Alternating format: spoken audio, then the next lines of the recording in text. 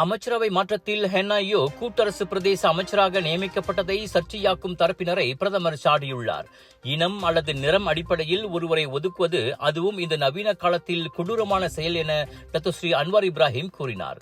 சில நேரங்களில் நம் மக்கள் சிலருக்கு இருக்கும் சகிப்புத்தன்மையை தம்மால் புரிந்து கொள்ள முடியவில்லை என செய்தி ஆசிரியர்கள் மற்றும் மூத்த செய்தியாளர்களுடனான சந்திப்புக்கு பிறகு அன்வார் ஆதங்கத்துடன் கூறினார்.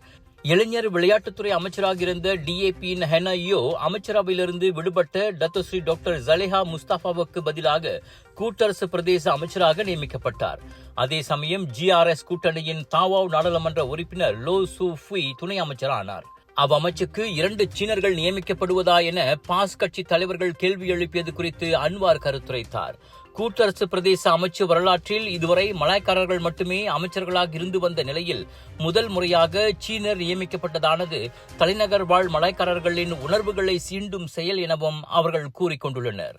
ராஜயோகாவின் மங்களகரம் நிறைந்த தனித்துவம் கொண்ட சூடம், ராஜயோகாவின் தெய்வீக நறுமணம் நிறைந்த அகர்பத்திகள் மற்றும் இயற்கையான நறுமணம் கொண்ட ராஜயோகாவின் சாம்பிராணிகள் என பூஜைக்கான தேவைகளை உங்களிடம் கொண்டு வருகிறார்கள் ராஜயோகா. இது ஒரு சிம்லா மார்க்கெட்டிங்கின் தரமான வெளியீடு.